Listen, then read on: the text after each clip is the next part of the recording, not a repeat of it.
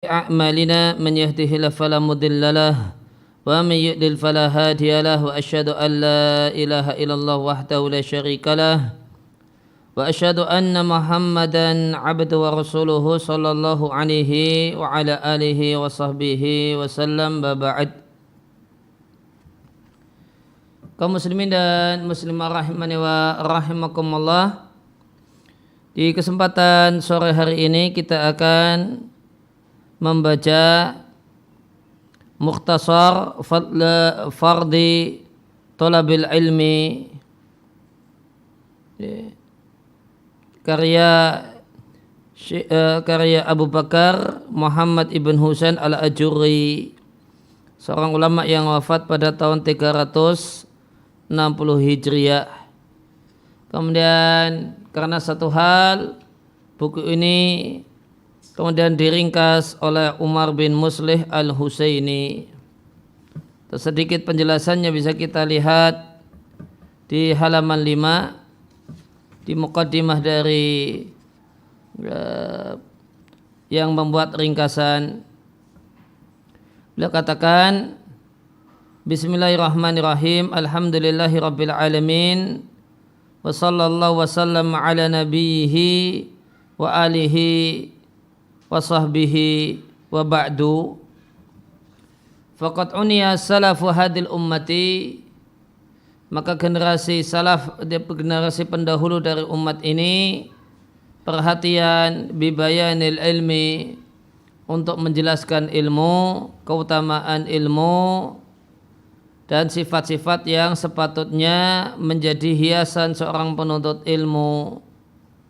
Di antara generasi terdahulu yang perhatian dengan hal ini adalah inayat, perhatian yang diberikan oleh Al-Imam Abi Bakrin Muhammad ibn Husain al-Ajurri, seorang ulama yang wafat pada tahun 360 Hijriah. Fi hadal bab, dalam bab ini, bab tentang ilmu dan penuntut ilmu. Beliau punya banyak karya. Beliau punya karya berjudul Akhlaqil Ulama. Ada lagi Akhlaq Hamalatil Quran. Ada lagi buku Sifatul Ghuraba. Demikian juga buku Fardu Thalabil Ilmi.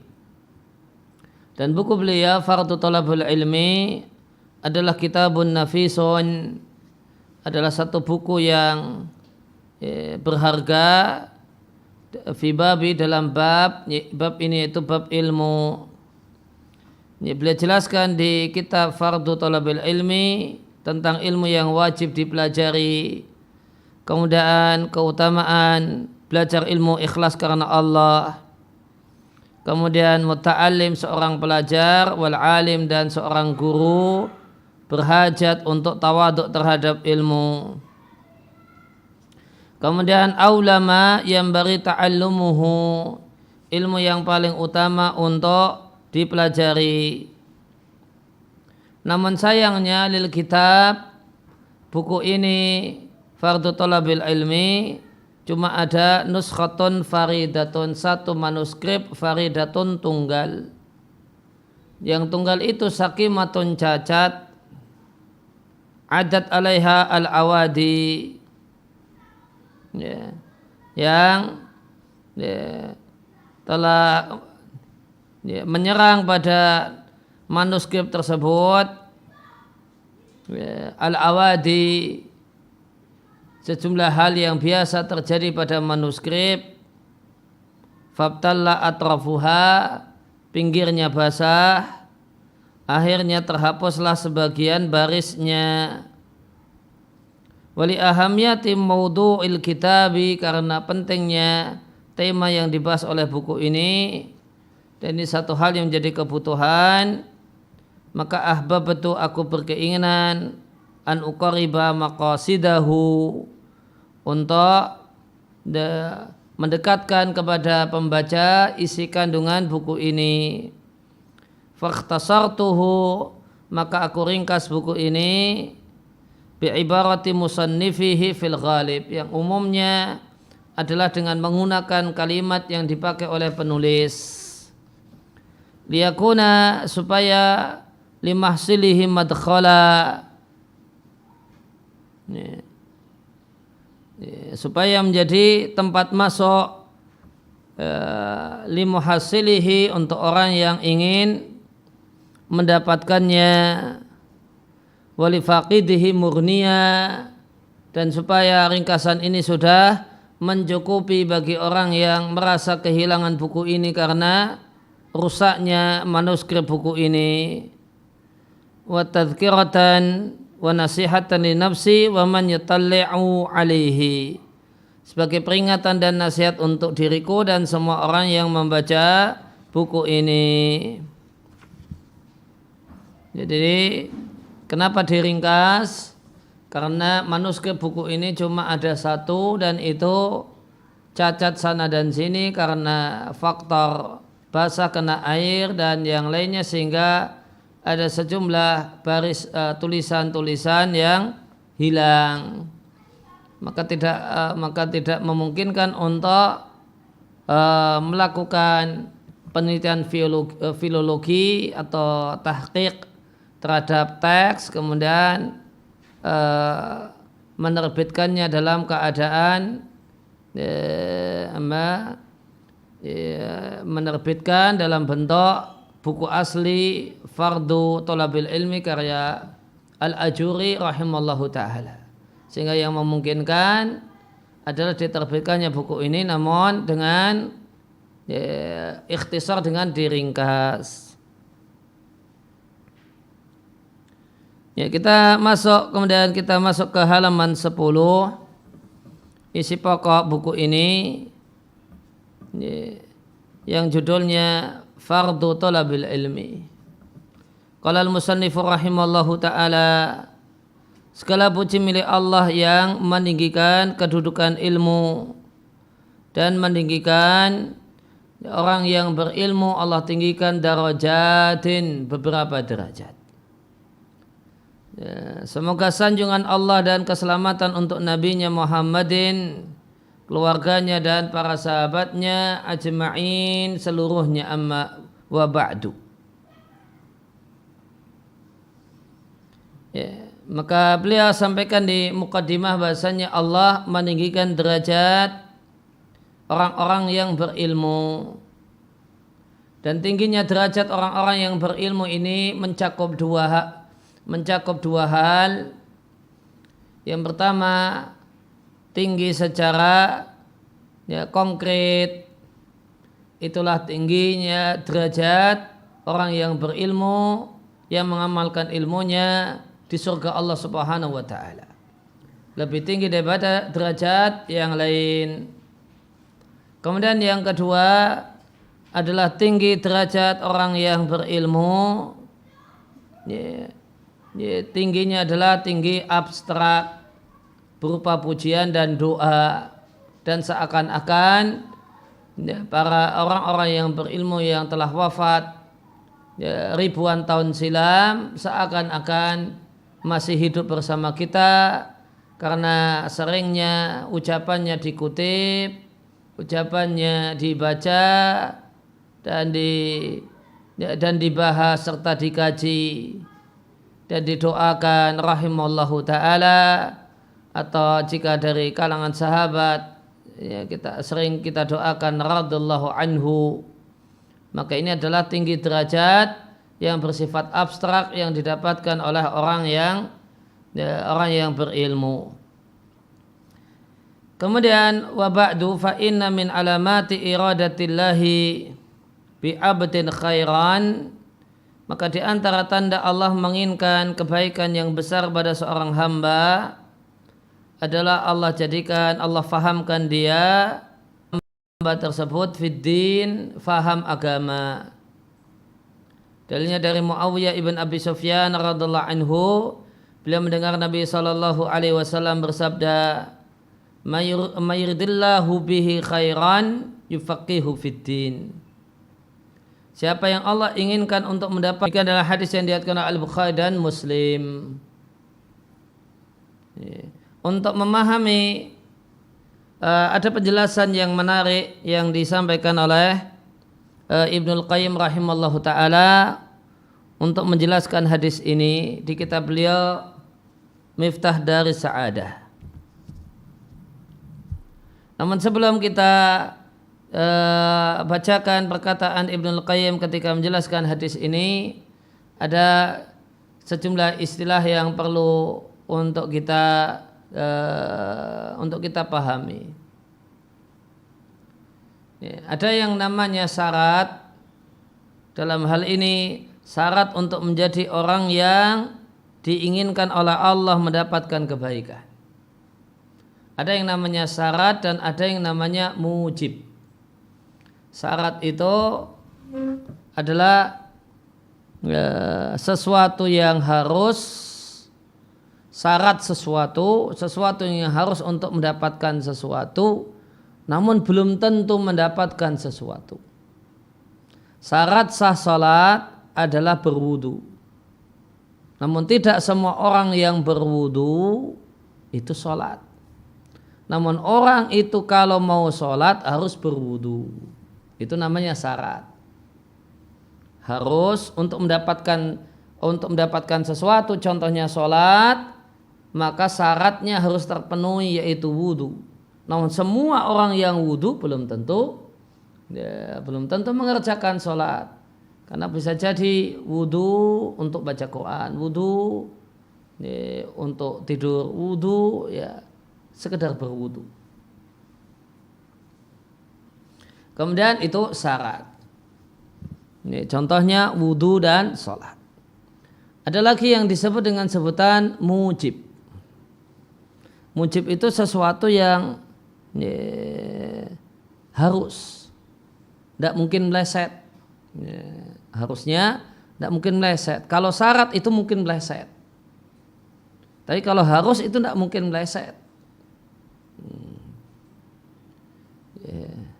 Maka ini ada api, kemudian ada kertas. Kemudian kertas ini kita taruh di api. Maka menurut hukum kebiasaan, api ini mujib untuk terbakarnya kertas. Berdasarkan hukum kebiasaan. Artinya menurut kebiasaan tidak mungkin meleset. Kertas yang ditaruh di situ pasti terbakar. Karena keberadaan api bukan hanya syarat terbakarnya kertas, namun mujib untuk terbakarnya kertas. Bedakan dua hal ini.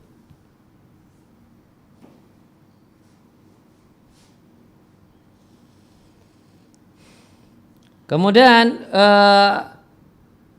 ada dua jenis ilmu yang harus diperhatikan.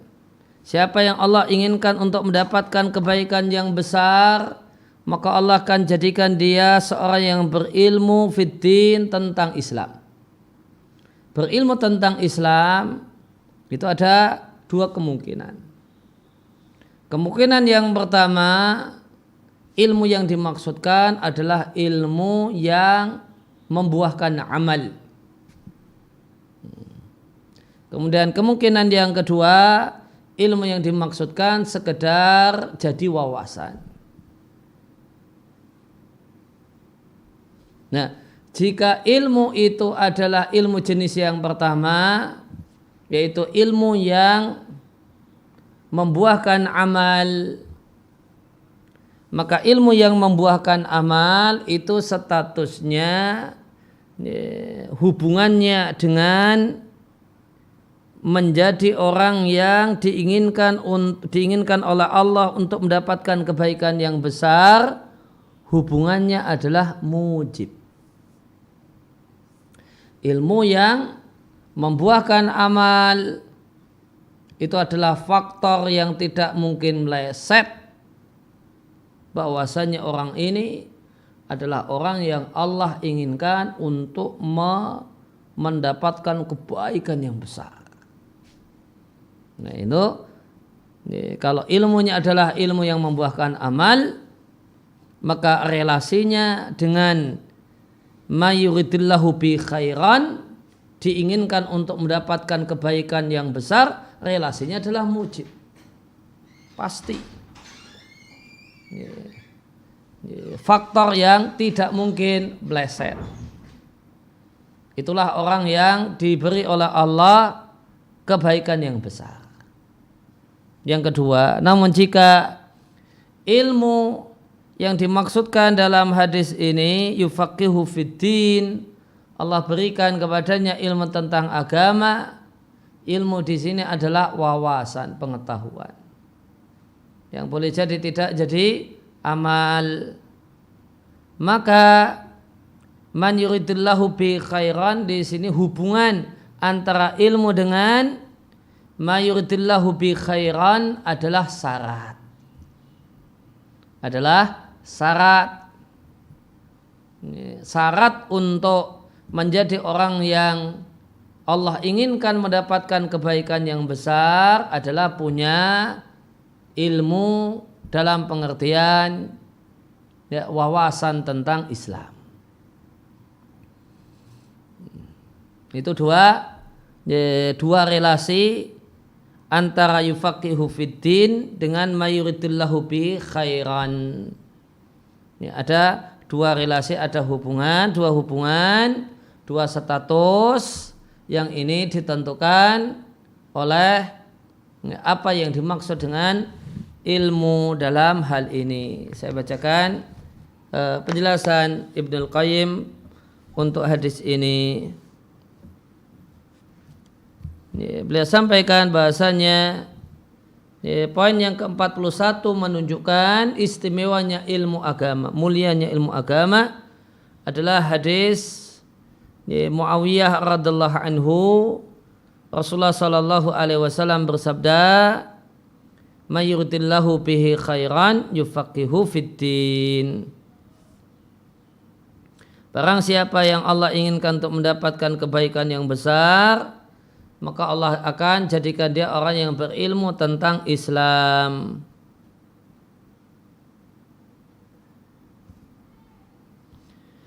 Maka hadis ini menunjukkan, kata Ibnul Qayyim, hadis ini menunjukkan anna malam yufaqihu fiddin, orang yang tidak Allah berikan padanya ilmu tentang Islam, lam yurid bihi khairan, adalah orang yang tidak Allah inginkan untuk mendapatkan kebaikan. Sebagaimana hadis ini menunjukkan anna man arada bihi khairan, orang yang Allah inginkan untuk mendapatkan kebaikan yang besar, faqahahu fiddinihi, maka Allah akan jadikan dia orang yang berilmu tentang agama. Sehingga dan siapa yang Allah berikan padanya ilmu tentang agama, artinya Allah arada bi khairan, menginginkan kebaikan yang besar untuknya. Demikianlah makna hadis ini. Idza urida bil fiqhi al ilmu al mustalzimu lil amal. Demikianlah makna hadis di atas. Jika yang dimaksud dengan yufaqihu fiddin adalah ilmu yang membuahkan amal, maka jika yang dimaksud dengan yufaqihu fiddin adalah adalah diberi ilmu, adalah ilmu yang membuahkan amal, maka hubungannya adalah hubungan yang bersifat pasti. Siapa yang Allah kehendaki untuk mendapatkan kebaikan, Allah berikan padanya ilmu. Siapa yang tidak Allah inginkan untuk mendapatkan kebaikan, Allah tidak beri ilmu. Orang yang tidak Allah berikan pada ilmu, maka dia bukanlah orang yang Allah inginkan untuk mendapatkan kebaikan. Ini hubungannya pasti jika ilmu yang dimaksudkan adalah al-ilmu al-mustalzimul lil amal. Kemudian yang kedua, wa amma in urida bihi mujaradul ilmi. Adapun jika ilmu yang dimaksudkan dalam hadis ini adalah semata-mata tahu, semata-mata wawasan tentang Islam, fala yadullu ala anna man faqaha fid dini faqad urida bihi khairan, maka tidak otomatis menunjukkan bahasanya orang yang berilmu tentang agama adalah orang yang Allah inginkan untuk mendapatkan kebaikan yang besar. Karena jika ilmu itu adalah semata-mata ilmu, maka relasi yang terjadi fa innal fiqha hina idzin yakunu syartan li iradatil khairi. Karena jika ilmu itu sekedar wawasan, maka relasi ilmu, hubungan antara ilmu dengan man yuridillahu bi khairan adalah syarat. Ilmu adalah syarat untuk seorang itu menjadi orang yang Allah inginkan untuk mendapatkan kebaikan. Wa 'alal awwali yakunu mujiban wallahu a'lam. Lain halnya kalau menurut penjelasan sebelumnya, maka ilmu itu, relasi ilmu dengan man yuridillahu bi khairan adalah mujib li iradatil khair. Maka di sini disampaikan, demikian penjelasan dari Ibnul Qayyim. Maka di sini disampaikan ada dua relasi antara berilmu dengan iradatul khair, diinginkan untuk mendapatkan kebaikan. Dua relasi ini itu berkaitan erat dengan apa yang dimaksud dengan ilmu. Jika yang dimaksudkan dengan ilmu adalah ilmu yang membuahkan amal, maka relasinya adalah mujib. Sebuah hubungan erat yang tidak mungkin terpisahkan. Siapa yang Allah inginkan untuk mendapatkan kebaikan, dia adalah orang yang berilmu. Orang yang tidak Allah inginkan untuk mendapatkan kebaikan tidak diberi ilmu. Orang yang diberi ilmu berarti orang yang diinginkan untuk mendapatkan kebaikan. Orang yang tidak diberi ilmu berarti orang yang tidak Allah inginkan untuk mendapatkan kebaikan yang besar. Ini relasinya hubungannya hubungan erat, tidak terpisahkan. Jika ilmu maknanya adalah ilmu yang membuahkan amal. Non jika yang dimaksud dengan ilmu yufaqihu fiddin ini adalah wawasan, pengetahuan, maka hubungannya adalah syartun, syarat. Syarat. Maka syarat untuk menjadi orang yang diinginkan untuk mendapatkan kebaikan yang besar adalah punya ilmu dalam pengertian wawasan agama. Kalau tidak punya wawasan agama, ya maka berarti tidak ada pada dirinya syarat untuk menjadi orang yang Allah inginkan untuk mendapatkan kebaikan yang besar. Ya, syaratnya tidak ada, ya apalagi buahnya tentu lebih sulit untuk didapatkan karena syaratnya saja tidak punya. Kalau ada syaratnya maka ada harapan, ya. Kalau ada syaratnya maka ada harapan besar, termasuk orang yang Allah inginkan untuk mendapatkan kebaikan yang besar. Nah, kemudian kita kembali ke fardu thalabil ilmi. Wadhalika, dan hal tersebut bahasanya seorang muslim qad alima, telah tahu bahasanya Allah memerintahkannya untuk beribadah kepadanya dengan sejumlah ibadah. Aujaba alaihi, dan Allah wajibkan hamba untuk mendekatkan diri kepada Allah biha, dengan sejumlah ibadah tersebut. Kama amarahu biha, dan ibadah kepada Allah itu sebagaimana ibadah yang Allah perintahkan. Sebagaimana yang Allah perintahkan, bukan sebagaimana yang diinginkan oleh hamba. Sebagaimana yang Allah perintahkan. Fatolabu lil ilmi, maka aktivitas seorang muslim belajar agama adalah supaya untuk faham ma ta'abbadallahu bihi, ibadah yang semestinya kita tujukan kepada Allah.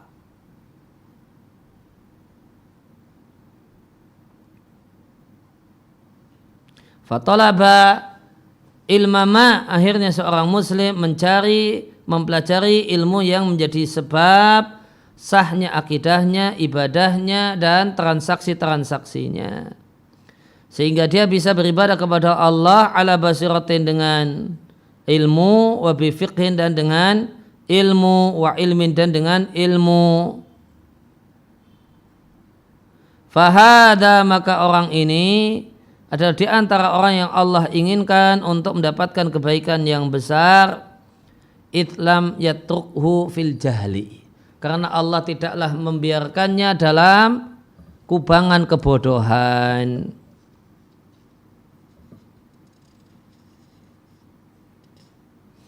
Fayambari likulli muslim aqala anillahi, maka sepatutnya setiap muslim yang mengerti penjelasan yang datang dari Allah, seorang muslim yang berakal anillahi, bisa memahami apa yang berasal dari Allah, alla yushghilahu syai'un an talabil fiqhi, janganlah ada sesuatu yang menyibukkan dan menghalanginya untuk mencari ilmu fi jami'i sa'yihi, dalam semua usahanya, li amri dinihi, semua kesibukannya karena perkara agama, yaitu ibadah, perkara agama dan perkara akhirat. Wa illa fasada alaihi jami'u umurihi, jika dia tidak menuntut ilmu, maka akan rusaklah semua urusannya. Wa kana ghairu ma'dzurin, dan dia tidaklah dimaklumi bijali ibadatihi lillahi azza wa jalla, karena ketidaktahuannya tentang ibadah kepada Allah azza wa jalla. Maka setiap muslim yang berakal sehat, maka beliau katakan sepatutnya tidak ada sesuatu pun yang menghalanginya untuk belajar ilmu agama. Belajar ilmu agama, semua aktivitasnya, semua profesinya, apapun profesinya, haruslah semua profesi dan aktivitas kegiatan tidak menghalangi kegiatan untuk belajar ilmu agama. Jika tidak, maka rusaklah urusannya seluruhnya. Karena siapa yang beribadah kepada Allah, sebagaimana kata Umar bin Abdul Aziz rahimallahu ta'ala, siapa yang beribadah kepada Allah dengan kebodohan, maka yang dirusak jauh lebih banyak daripada yang diperbaiki. Fatalabul ilmi fardun 'alal muslimi, maka belajar ilmu agama adalah kewajiban setiap muslim, sebagaimana sabda Nabi sallallahu alaihi wasallam, talabul ilmi faridatun 'ala kulli muslimin, belajar ilmu agama itu kewajiban setiap muslim, yaitu maksudnya setiap muslim dan muslimah. Di sini dilihatkan di catatan kaki min turukin katsiratin, dari banyak jalur, yang paling terkenal dari Anas bin Malik, dan wala yaslamu minha tariqun, dan tidak ada satupun jalur yang selamat dari kritik dan cacat. Hadis ini dinilai hasan oleh As-Suyuti dengan mengingat banyaknya jalur-jalurnya, fi juz'in kharajahu fihi, dalam satu buku khusus yang berisi takhid untuk hadis ini, yaitu beliau melakukan penelusuran sanad-sanad hadis ini, dan demikian banyak sanadnya, maka beliau simpulkan derajatnya adalah hasan. Fa in qala qail, jika ada yang bertanya, ilmu agama itu kan banyak sekali, la yudrikuhu kullu ahad, tidak semua orang bisa menguasainya, maka bagaimanakah mungkin diwajibkan atas setiap muslim tolabuhu, belajar ilmu agama yang demikian banyak? Qila lahu, maka jawabannya, al ilmu ala wujuhin katsiratin, ilmu itu ada banyak statusnya, ilmu itu ada banyak kategorinya. Faminhu, di antara kategori ilmu, ilmun adalah sejumlah ilmu, la yasa'ul muslima jahluhu, yang tidak boleh seorang muslim itu tidak tahu.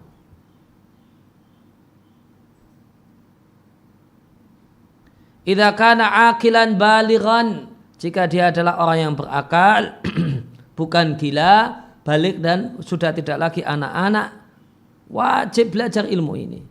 Ala ayyi halin, apapun kondisinya, apapun profesinya, apapun status sosialnya, wajib fardu ain belajar ilmu ini.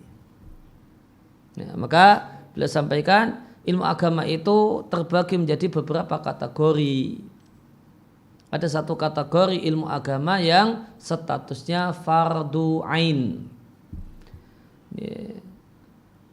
Ini fardu ain untuk siapa? Setiap muslim yang baligh aqil, balik dan berakal, artinya mukallaf. Ala ayyi halin kana, apapun profesinya, baik dia guru di madrasah ataukah kemudian dia karyawan di toko ataukah dia karyawan di pabrik ataukah dia bos satu perusahaan, seluruhnya wajib belajar ilmu kategori ini, ilmu-ilmu yang fardu ain. Dan ini kewajibannya adalah wa fi kulli waqtin, setiap waktu. Mau sudah pensiun, belum pensiun, tidak ada alasan untuk meninggalkan belajar ilmu ini. Harus belajar ilmu ini. Nah, ilmu itu apa ilmu ini?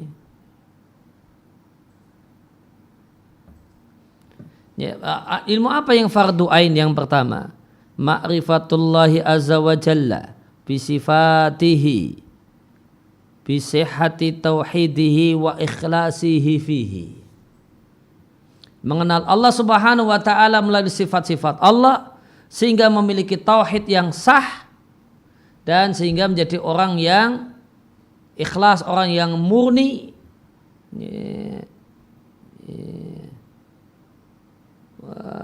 fihi, dalam tauhidnya. Ini yang pertama. Ilmu yang fardu ain yang pertama adalah belajar dasar-dasar akidah, belajar tentang akidah yang benar. Kalau belajar gimana akidah-akidah yang menyimpang bukan fardu ain. Tapi belajar akidah yang benar, akidah seorang muslim yang benar, tauhid yang benar, tauhid yang lurus dan bersih itu seperti apa, itu hukumnya fardu ain.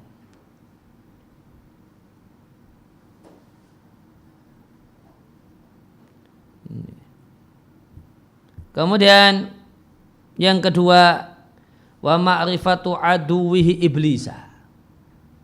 Yang kedua kata beliau, ini adalah ilmu tentang musuh manusia, yaitu iblis. Ilmu tentang musuh manusia, iblis. Iblis itu cara menggodanya apa saja. Kiat-kiat iblis untuk menyesatkan manusia itu apa saja. Trik-trik iblis untuk menyesatkan manusia itu apa saja. Maka harus dipelajari, harus belajar.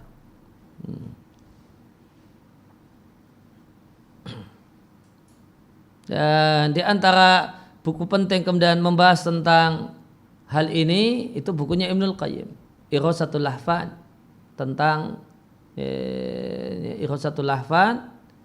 Yang itu buku membahas tentang masalah gimana trik-trik setan untuk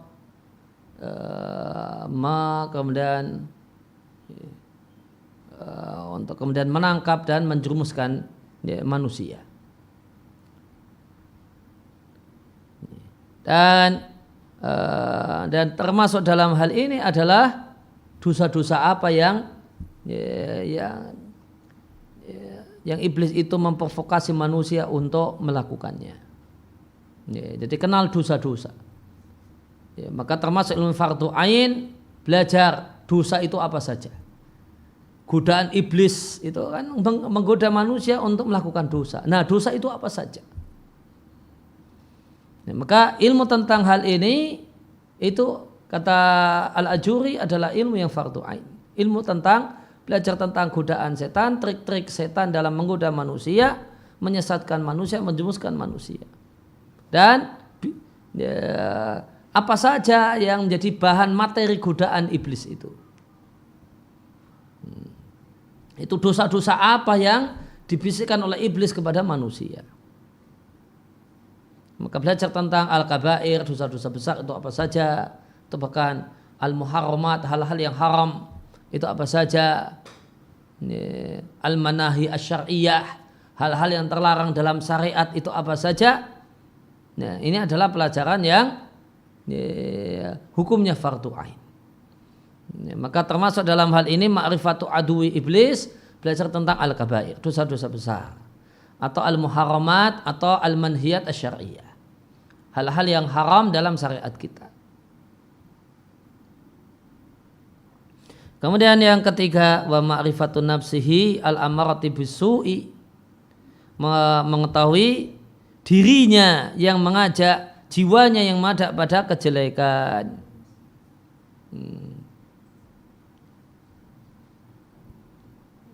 Ya, mengetahui bagaimanakah karakter-karakter jiwa, ya, sifat-sifat jiwa, ya, yang patut untuk diwaspadai. Sombong itu apa, ujub itu apa, dan seterusnya, sifat-sifat jelek yang lainnya. Demikian juga pasangannya adalah mengetahui sifat-sifat jiwa yang mulia. Karena kita wajib membersihkan diri kita dari sifat jiwa yang buruk dan menghiasi diri kita dengan sifat-sifat jiwa yang mulia. Maka ini ilmu yang hukumnya fardu ain. Maka ilmu yang disebut dengan tazkiyatun nufus, manajemen qalbu, ya, kesucian jiwa, ya, dengan berbagai macam bab-bab kandungannya, ini adalah ilmu yang fardu ain. Ini yang ketiga. Kemudian yang keempat, wa ma'rifatu taharatihi wa sholatihi, ilmu tentang bersuci dan sholat. Wa ma bunya ali al-islamu, dan yang menjadi dasar-dasar atau rukun Islam, menjadi pondasinya Islam.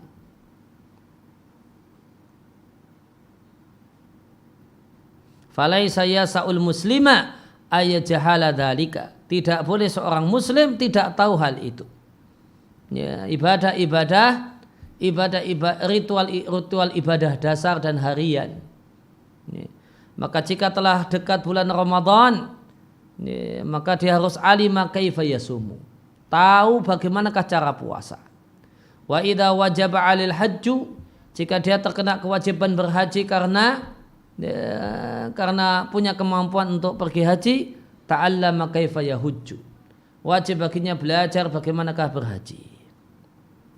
Wa idza aradal jihad, jika dia ingin jihad, maka dia talaba ilma ma yajibu alaihi, mempelajari ilmu yang wajib untuk dia pelajari, min ahkamil jihad, hukum-hukum seputar jihad.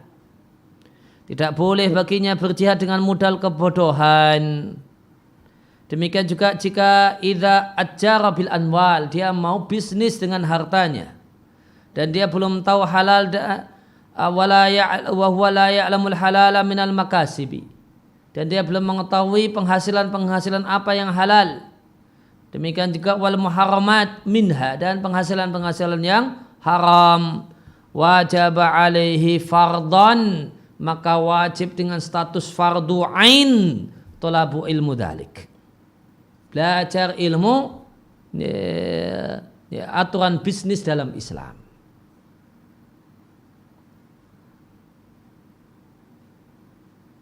Ya, maka ilmu yang fardu ain itu yang pertama adalah ilmu tentang dasar-dasar akidah, sehingga punya akidah yang benar.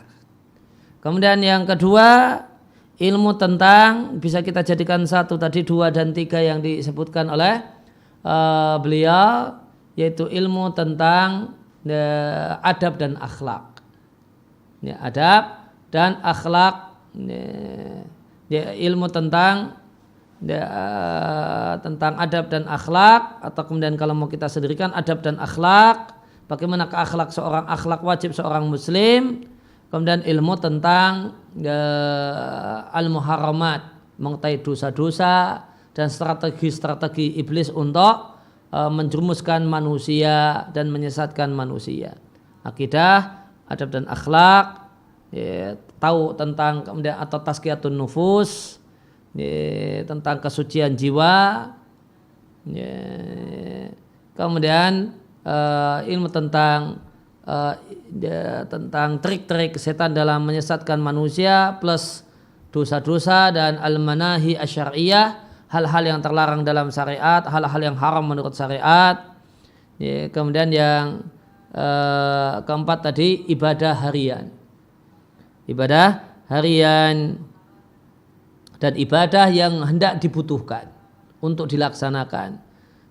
Misalnya toharoh, wudu, tayamum, mandi junub, harus seorang muslim wajib tahu hal ini. Ini fardu ain atas setiap muslim untuk mempelajarinya. Demikian juga ibadah-ibadah yang dibutuhkan. Menjelang Ramadan maka wajib belajar fikih puasa. Mau berangkat haji maka wajib belajar fikih haji. Mau kemudian karena kaya maka wajib belajar fikih zakat dan seterusnya.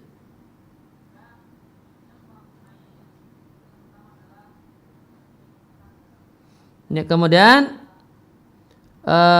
ilmu wajib, ilmu yang fardu ain selanjutnya adalah wahakada idza aradat dukhula fi amrin wajibin alaihi. Demikian juga ketika seorang itu mau memasuki atau melakukan satu kegiatan yang itu wajib dia lakukan, au mubahin lahu atau mubah untuk dia lakukan, lam yasa'hu ad-dukhulu fihi, tidak halal, tidak boleh baginya melakukan perkara tersebut hatta yatluba ilma dzalik, sampai dia pelajari ilmu tentang hal itu. Ya, maka dia dalam posisi wajib menikah. Ya, maka wajib belajar fikih nikah. Atau dia mau melakukan sesuatu hal yang mubah. Ya, sesuatu hal yang mubah untuk dia lakukan. Dia mau berkendaraan, maka ini satu hal yang mubah, berkendaraan di jalan raya. Nah, dia perlu tahu hukum-hukum seputar berkendaraan di jalan raya. Apa bentuk-bentuk hal yang tidak boleh dilakukan oleh seorang muslim ketika di jalan raya. Ya, maka harus tahu ilmu tentang hal ini. Fasara wajiban alaihi, maka jadilah wajib atasnya tolabul ilmi bihadan na'ti.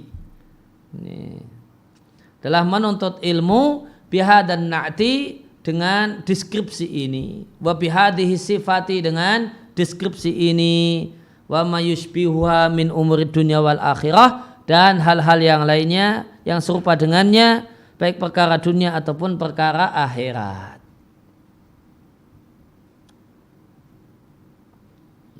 Maka ilmu setelah kemudian ilmu tauhid, ilmu akidah yang akidah dasar, akidah yang benar, kemudian ilmu tentang tazkiyatun nufus, kesucian jiwanya, termasuk di dalamnya adab dan akhlak, kemudian ilmu tentang godaan-godaan setan, trik-trik setan dalam menyesatkan manusia, dan mengenal hal-hal yang Allah haramkan, kemudian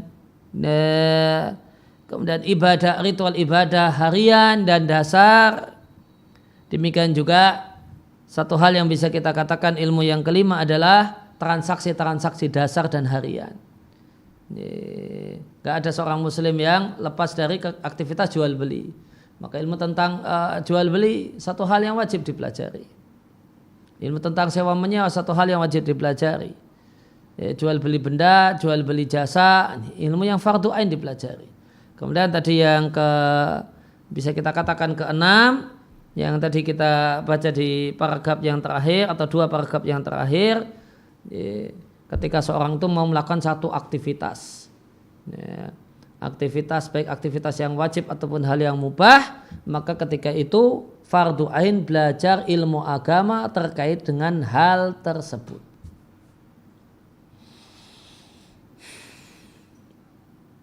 Kemudian maka falayan fakul muslimu, maka seorang muslim tidak bisa lepas abadan sama sekali dari aktivitas menuntut ilmu, supaya hilang darinya al-jahla, kebodohan tentang apa yang Allah wajibkan atas dirinya, min fardhi ibadatihi fi nafsihi, tentang ibadah-ibadah yang wajib terhadap dirinya, tentang ibadah yang wajib tentang keluarganya dan anaknya, dan semua usahanya dan jerih payahnya. Fardhan laziman, jadi satu kewajiban laziman yang harus. Gimana cara menuntut ilmu? yas'a ilal ulama'i, pergi menuju menemui orang yang berilmu. Nah, kalau pakai kegiatan pergi tentu bi'it'abi nafsihi, mencapekkan dirinya, bercapek-capek ria untuk bisa sowan dan berjumpa dengan orang yang berilmu, duduk di majelis ilmu. Ya, dan tentu ini wa infaqi malihi, perlu membelanjakan harta untuk bisa hadir di majelis ilmu. Dan jika perlu wa tararrubihi an watanihi, safar meninggalkan kampung halamannya. Idza kana la ya'khudul ilma illa bidzalik, jika dia tidak bisa belajar ilmu agama kecuali dengan tararrub, dengan merantau.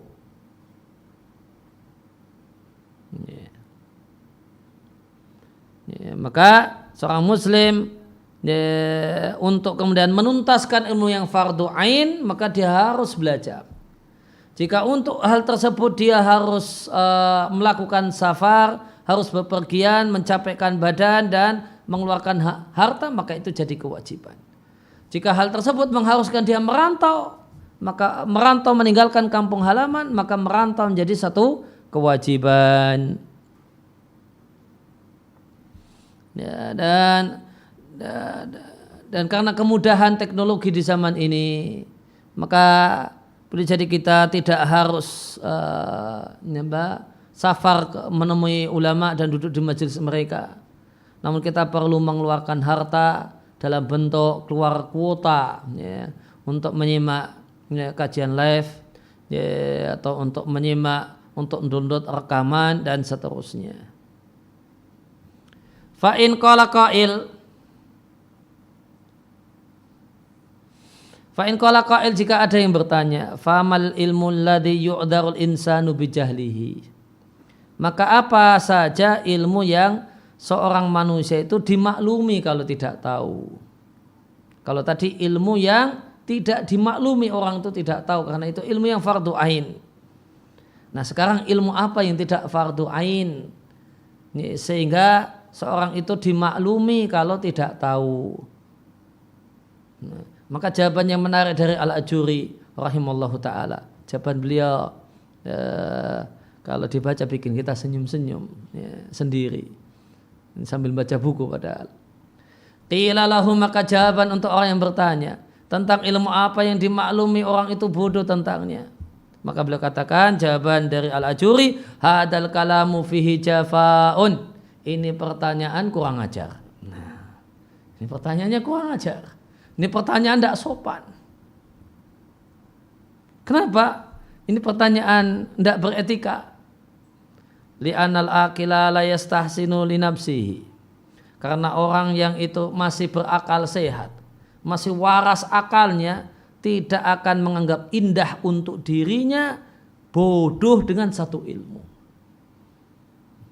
Tidak akan indah itu merasa bangga. Nah, mungkin bisa kita terjemahkan bebas, menganggap indah adalah merasa bangga. Kalau orang itu masih normal akalnya, masih normal cara berpikirnya, tidak akan bangga, tidak akan menganggap bagus untuk dirinya bodoh tentang sesuatu ilmu. Padahal ilmu tersebut yaziduhu syarafan indallahi azza wa jal. Ilmu itu akan menambah mulianya dirinya di sisi Allah azza wa jalla. Dan mulianya dirinya indaman aqala, menurut orang-orang yang juga berakal. Nah, ini komentar beliau. Kok ada pertanyaan, ilmu apa yang bisa dimaklumi seorang itu bodoh dengannya? Ini ilmu, ini pertanyaan tidak beretika. Karena orang yang akalnya itu waras tentu tidak akan bangga, senang dan merasa menganggap bagus terjadi pada dirinya kebodohan tentang satu ilmu. Padahal ilmu tersebut, ilmu yang tidak dia ketahui itu akan menambah dia mulia di sisi Allah dan menambah dia mulia di sisi manusia di kalangan orang-orang yang tidak gila, namun orang-orang yang berakal. Sehingga oleh karena itu beliau katakan walakinnahu masghulun bil wajib. Namun yang tepat kita katakan betul seorang muslim itu sibuk dengan yang apa yang jadi kewajibannya. Itu yang pokok. Sibukkan diri dengan ilmu yang wajib.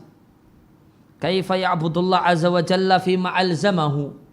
Bagaimanakah dia menyembah Allah Subhanahu wa taala dalam hal yang Allah wajibkan atas dirinya. Nah, setelah ilmu yang fardu ain itu sudah tuntas, dipelajari, dikaji, tsumma yazdadu fi talabi kulli ilmin yanfa'u. Kemudian adalah dia menambah fi talabi kulli ilmin, mempelajari setiap ilmu yang bermanfaat, gitu. Responnya. Kalau teks pertanyaannya ya beliau ingkari. Ini pertanyaan tidak sopan. Ya, meskipun ya jawaban aslinya adalah ini. Seorang muslim itu seharusnya menyibukkan diri untuk menuntaskan ilmu yang fardu ain. Setelah ilmu yang fardu ain itu tuntas, kemudian nambah belajar ilmu yang manfaat. Semua ilmu yang manfaat dipelajari kalau ilmu yang fardu ain sudah tuntas. Maka menuntaskan ilmu yang fardu ain itu harus menjadi ilmu-ilmu yang dasar atau ilmu yang bahkan yang fardu ain itu hendaknya menjadi prioritas orang yang dalam istilah yang tren sekarang orang yang hijrah, meninggalkan kondisi jauh dari agama, kemudian pada kondisi dekat kepada agama. Maka hendaklah yang jadi prioritas dalam hidupnya menuntaskan ilmu yang fardu ain. Maka orang yang baru hijrah tidak kemudian disibukkan dengan menceritakan sejarah hijrahnya, masa lalunya yang kelam, tidak. Seharusnya dia sibuk duduk, sibuk menyimak, sibuk membaca, sibuk mengkaji, mentuntaskan ilmu yang fardu ain. Setelah ilmu fardu ain itu tuntas, maka menambah belajar semua ilmu yang manfaat.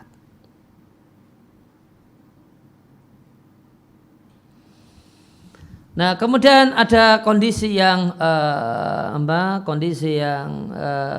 yang menarik untuk dicermati. Amma idza thaqula alaihi talabul ilmi wajib. Jika seorang itu merasa berat untuk belajar ilmu yang wajib, namun malah sahula alaihi talabu ghairihi.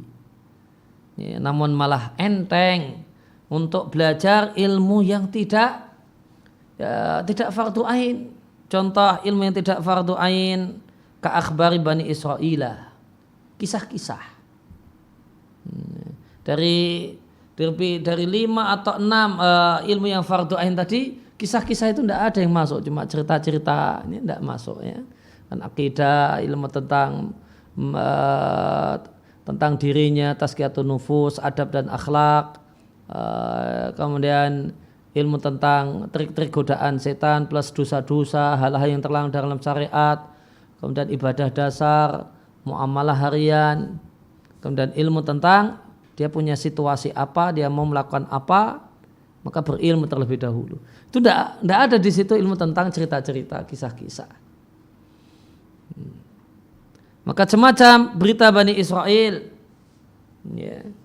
ka akhbar Bani Israel, cerita-cerita Bani Israel, kisah-kisah para nabi, kisah-kisah para khalifah. Nah itu malah semangat kalau baca-baca kisah-kisah. Tapi kalau baca hukum ngantuk gitu ya. Tapi kalau baca kisah-kisah melek gitu. Qila lahu hina idzin, maka disampaikanlah kepada orang yang seperti itu dalam kondisi ini, hadhihi ghaflatun, ini adalah kelalaian. Karena jika Anda tidak mengetahui ma yajibu alaika ilmuhu, hal yang wajib untuk Anda ilmui dan untuk Anda amalkan, maka Anda tidaklah dimaklumi dengan kebodohan Anda, dan jadilah engkau orang yang bermaksiat kepada Allah Azza wa Jalla dengan kebodohanmu. Ma yajibu alaika, kebodohanmu tentang hal yang wajib atas dirimu.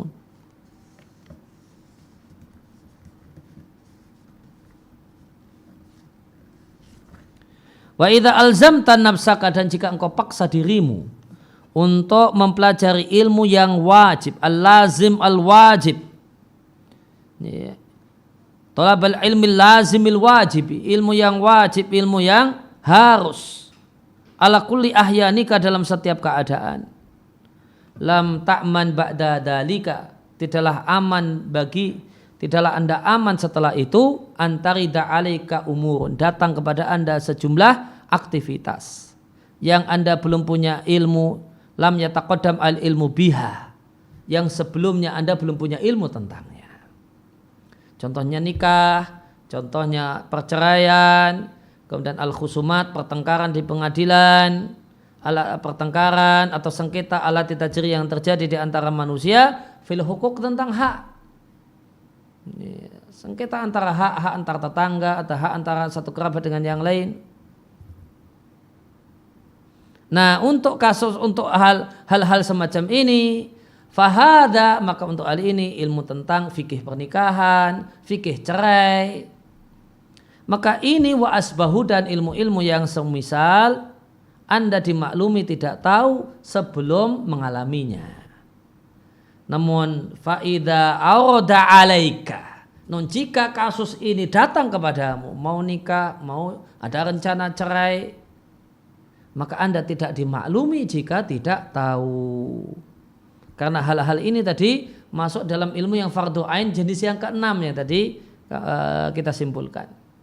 Ketika mau melakukan satu aktivitas yang boleh atau yang wajib, maka harus berilmu sebelum melangkah. Wajib nikah, maka harus belajar fikih nikah, harus tuntas belajar fikih nikah sebelum menikah.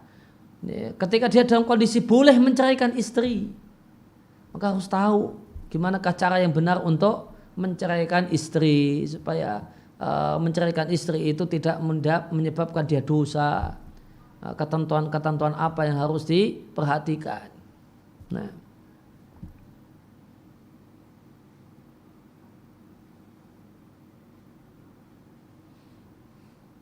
falaisa yanfaqul muslimul aqil abada, maka tidak akan terlepas seorang muslim yang berakal, yang berpikir jauh ke depan, bahasanya dia juga punya problem-problem yang mungkin terjadi pada dirinya. Itulah orang yang berakal, dia menimbang, bahasanya dia boleh jadi akan punya masalah-masalah. Maka dia perlu antisipasi, sedia payung sebelum hujan. Akhirnya dia pun belajar berbagai macam ilmu agama dalam rangka sedia payung sebelum hujan. Maka seorang mukmin yang betul-betul berakal tidak akan pernah lepas abadan sama sekali dari aktivitas menuntut ilmu, maka nafid dunia, selama dia hidup di dunia.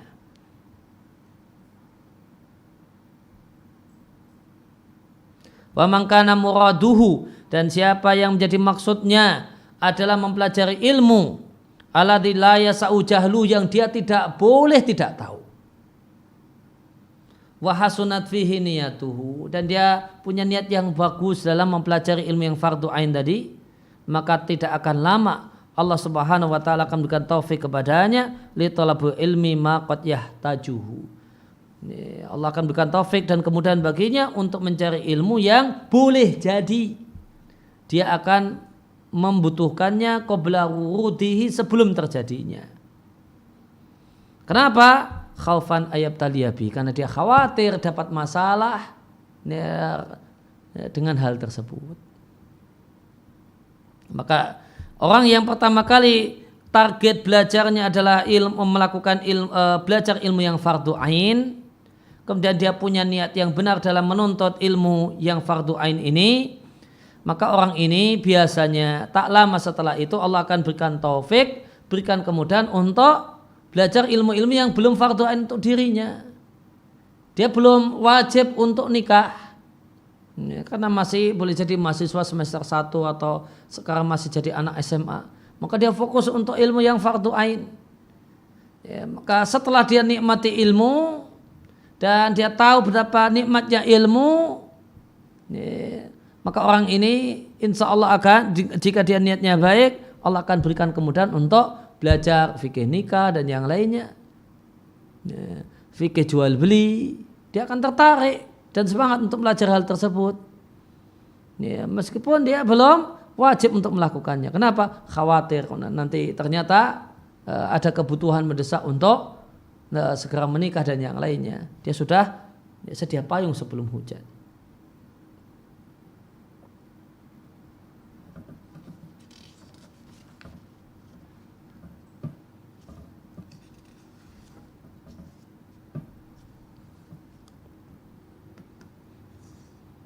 Ya, demikian yang kita kaji, kita pelajari dalam kesempatan sore hari ini. Ini tentang pelajaran pokoknya adalah tentang ilmu apakah yang fardhu ain untuk dipelajari oleh setiap muslim. Ini mudah-mudahan yang sedikit ini bermanfaat untuk kita semua. Wassallallahu ala nabiyina Muhammadin wa ala alihi washabihi wasallam.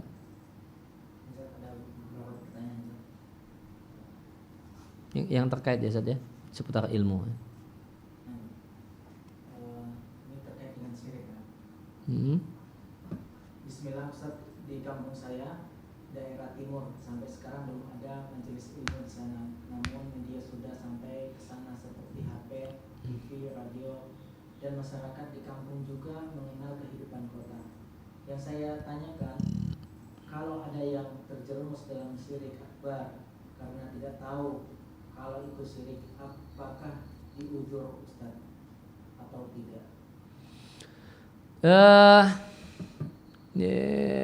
Orang yang di tempatnya sudah terdapat perangkat teknologi, tetapi belum semarak kajian, maka bagaimanakah orang yang dalam kondisi semacam ini? Yang jelas setiap muslim wajib untuk belajar ilmu yang fardhu ain.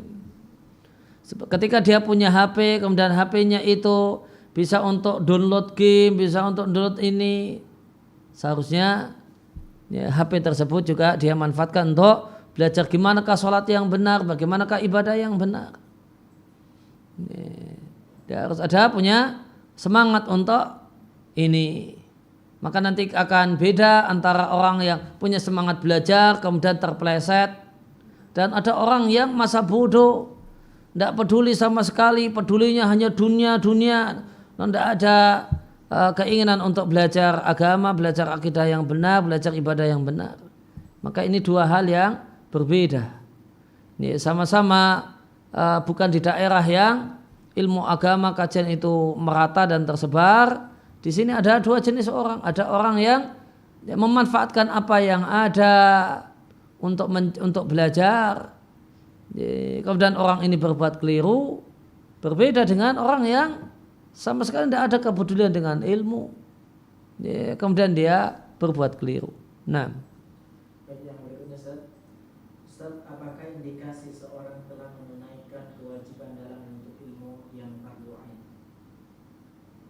Ya, indikasinya ya ada sejumlah kitab-kitab di masing-masing bab yang telah dia tuntaskan. Untuk fikih, untuk misalnya belajar akidah yang benar, ya, apa kitab dasar yang sudah menuntaskan fardhu ain. Untuk kemudian ibadah harian, apa buku dasar yang telah dia tuntas untuk dia pelajari, dia kaji, dia baca, atau dia dengarkan rekamannya, atau dia hadir di majelisnya. Jadi indikatornya, indikator yang mudah ya adalah kitab-kitab dasar berkenaan dengan ilmu-ilmu yang fardhu ain tadi. Ketika kitab-kitab tersebut telah dia selesaikan, dia tuntas, dia baca, dia dengarkan rekamannya, atau dia ikuti pengajiannya, langsung dia ikuti kajiannya, maka itu indikator kalau dia telah menyelesaikan dan menuntaskan ilmu yang fardhu ain. Nah, amin. Bagaimana kiat agar seorang yang sudah pernah mempelajari sebagian ilmu fardhu ain itu tidak terlupakan ketika sudah mempelajari ilmu yang sudah lebih lanjut? Kiat tentang supaya ilmu fardu ain yang telah dipelajari itu tidak lupa, maka jawabannya sebagaimana kata mutiara dalam dunia ilmu, afatul ilmi an-nisyan. Penyakit orang yang berilmu itu lupa dengan apa yang telah dipelajari. Oleh karena itu maka supaya ilmu yang fardu ain ini sekarang ilmu yang fardu ain telah dipelajari, sekarang sudah masuk pada ilmu-ilmu yang statusnya tidak lagi fardu ain. Maka ilmu-ilmu yang fardu ain ini wajib diulang dan diulang. Wajib diulang dan diulang. Bisa dengan baca sendiri, bisa dengan menyimak rekamannya, atau kemudian di situ ada daurah, ada kajian singkat beberapa hari mengulang membahas ilmu fardu ain, maka ikut lagi dan ikut lagi, supaya ilmu yang fardu ain yang pernah dipelajari tersebut tidak lenyap. Karena ilmu fardu ain ini fardu ain untuk dipelajari dan fardu ain untuk diketahui. Diketahui itu artinya tidak lupa. Bukan hanya sekedar fardu ain untuk dipelajari, namun juga fardu ain untuk diketahui. Nah, supaya pengetahuannya itu nempel, tidak pergi, tidak lupa, maka diulang dan diulang.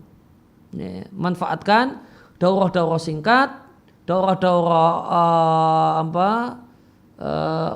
daurah mukatsafah, daurah intensif yang mengajak kita untuk mereview dan mengulang ilmu-ilmu yang statusnya fardu ain ini. Nah, yang terakhir, Ustaz, apa